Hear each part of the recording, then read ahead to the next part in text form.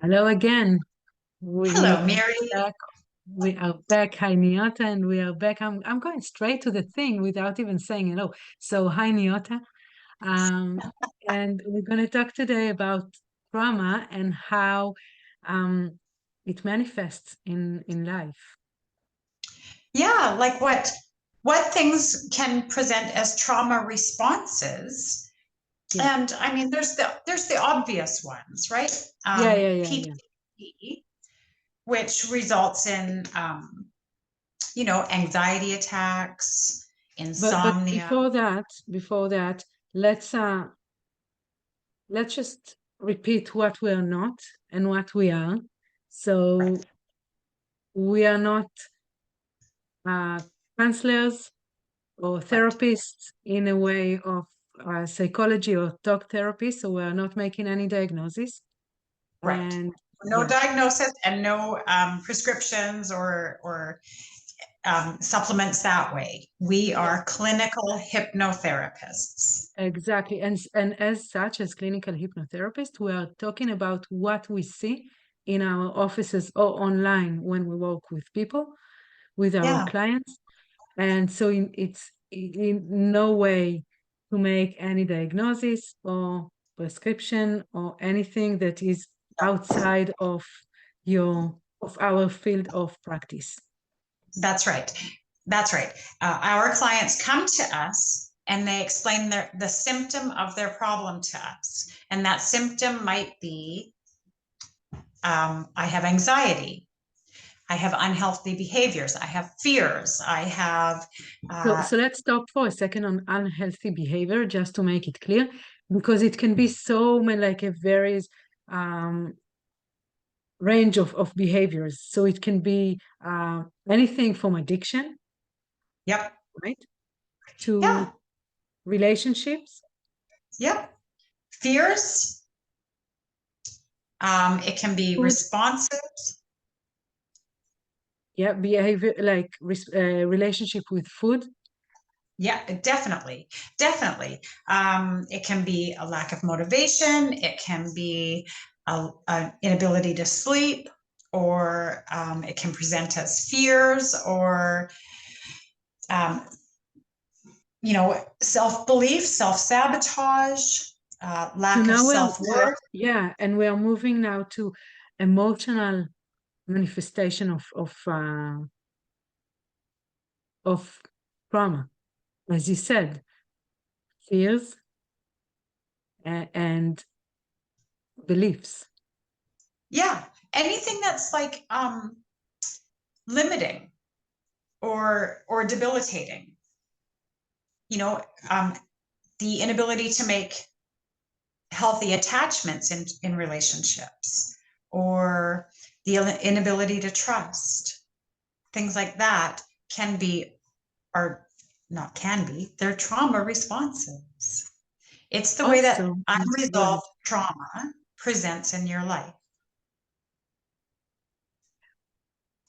Yeah, another thing that we can consider as relationship is also relationship and how it can manifest in the work environment. You know, if someone is asking you something and you just get triggered or Yeah. you present anger and frustration all the time and you think that everything is against you, everyone is against you.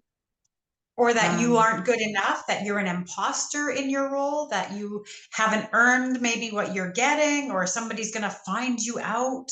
Like all of those things they resort back to a level of fear, resort back to a place of trauma, a place where you were traumatized.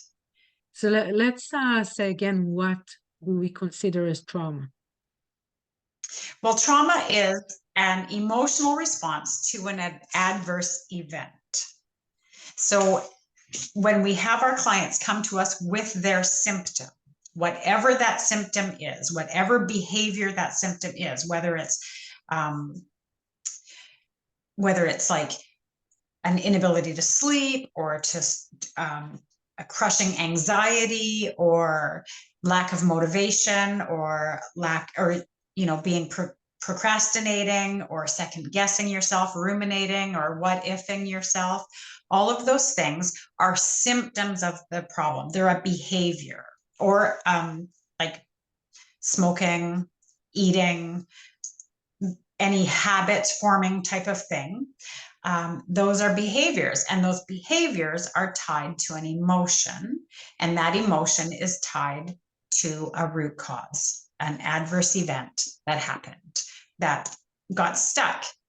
It got stuck. The emotion was too big to manage at the time, and it attaches itself to something in an unhealthy way. And the thing is that all people, until they resolve it in therapy, they are constantly just recreating their first trauma, trying to achieve a different outcome. And it's happening in the subconscious. It's not happening in your conscious mind, or you would just be like, oh, there it is again. It happens subconsciously. You're recreating your first trauma and trying to have a different outcome. And you might be recreating it, a family dynamic in your workplace. You might be subconsciously selecting a boss that is going to give you the exact same emotional response that you experienced in your home, or it might be in your romantic relationships. It might be in your friendships. It might be in any of those situations, but you're recreating your initial trauma, trying to have a different outcome, but without having gained the tools to achieve it. So let's look at some of the things that we're talking about, meaning recreating the same event. So, for example, if someone has a narcissistic parent and they find a narcissistic partner, they are recreating. Even if their partner is very loving and it's not their partner, but it's a friend from work that they feel very close to them, or the boss, it's recreating the same trauma. This is what we mean by recreating. Finding yourself in a similar situation with a different face on the perpetrator, whether it's somebody that you're never going to be good enough for, or someone who dismisses you, or is cold, or says hurtful things to you. It's recreating a situation that you are familiar with from very early in your life. And again, familiar, not on a conscious, mostly not on a conscious level, no.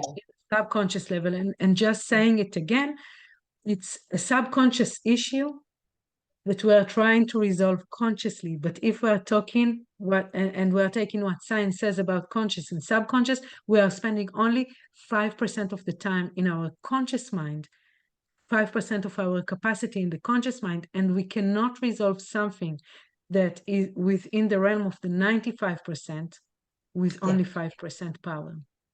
Yes, exactly. And so there are some traumas that are not very complex when we look at them now, with all the knowledge that we have, with all the tools that we have, resources, right? Meaning that, someone didn't give us something, but it created such a drama around it. But now when we look at it, it's like, it's nothing.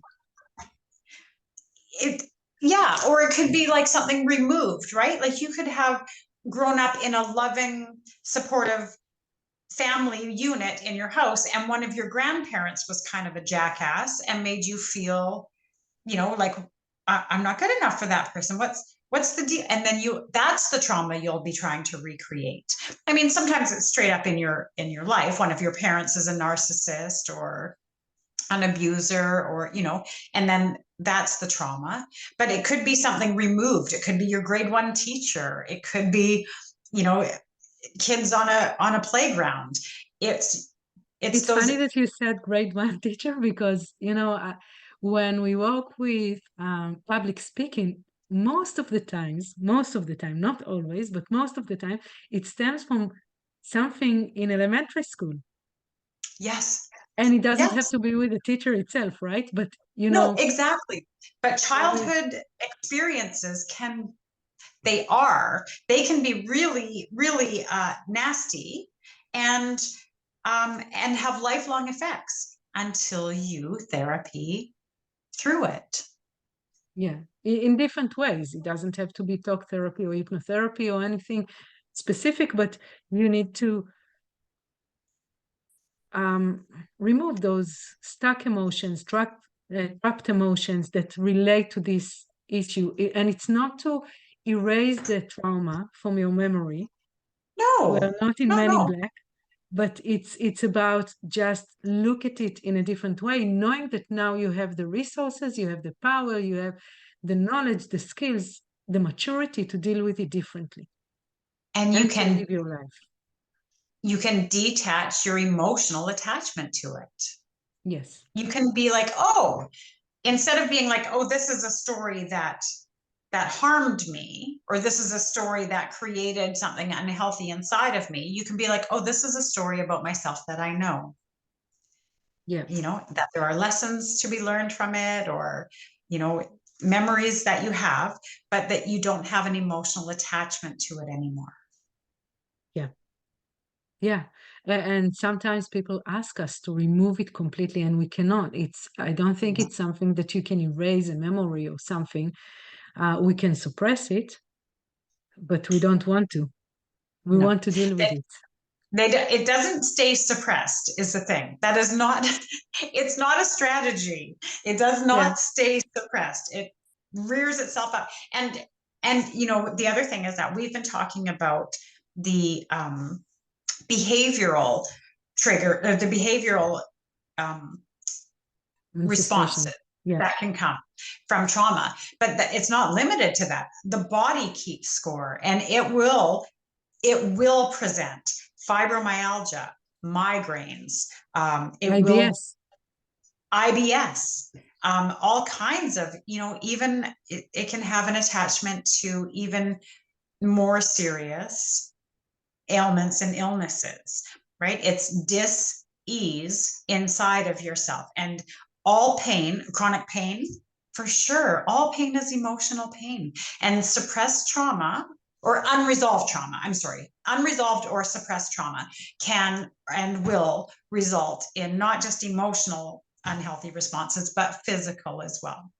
And this is like, sorry that I always bring the precautions here, but we are working with someone on their pain, physical pain, Yeah. chronic pain, only after they've been checked by a medical doctor, It by, to be diagnosed by your doctor. exactly, Yeah, exactly. we are So not. again, we're not diagnosing anything. No, and it's imperative. It's imperative that you see your doctor. And I want to bring something else. It's not really a pain in a sense of chronic pain, but fertility or infertility yes, is something that is not is, but may be a result of a trauma.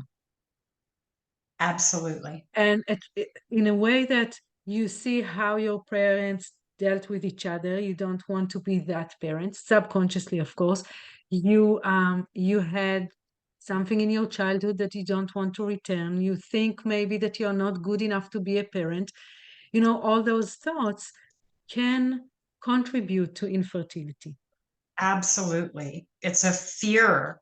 It's a fear manifesting. The human body is a closed system.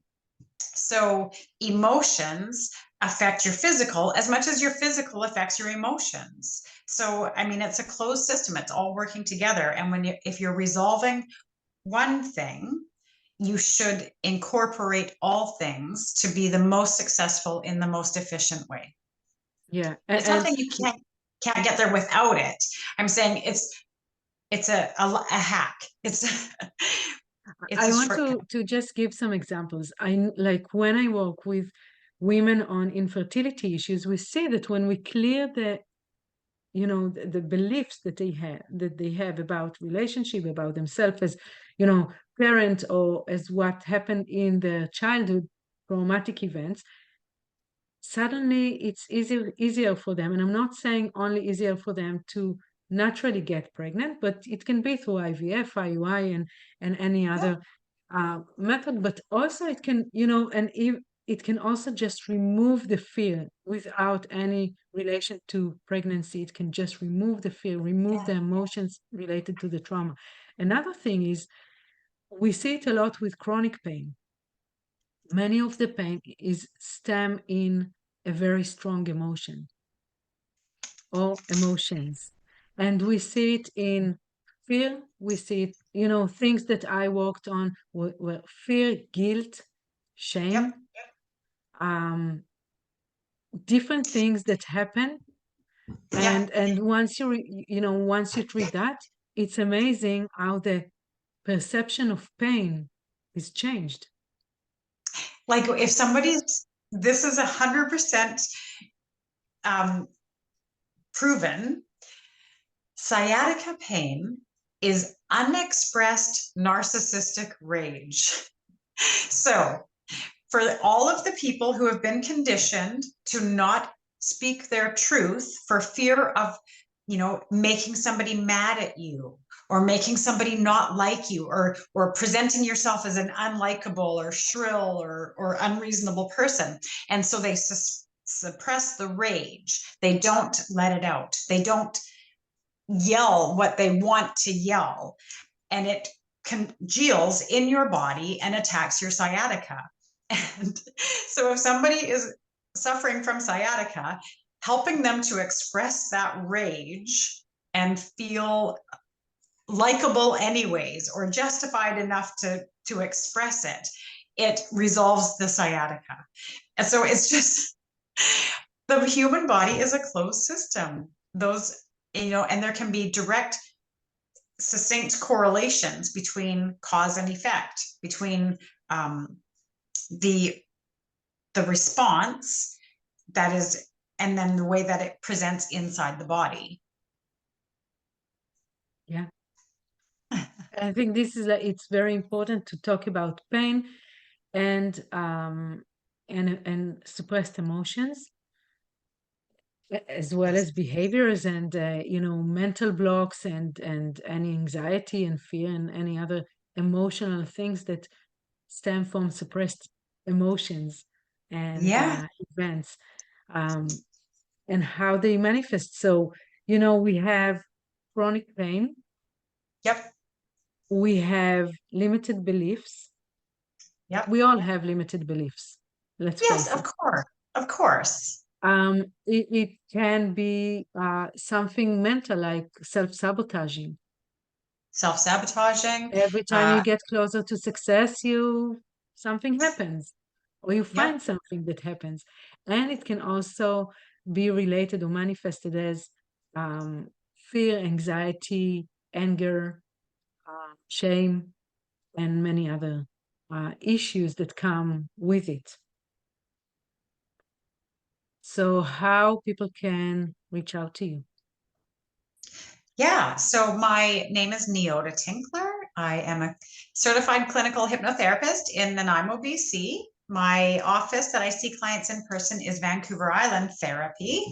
My website is neotahypnotherapy.com, and I'm available on YouTube with this channel, also Facebook, Instagram, and I'm available for in-person and online sessions, so I can see people over Zoom or another modality, video calling, and I can see people around the world.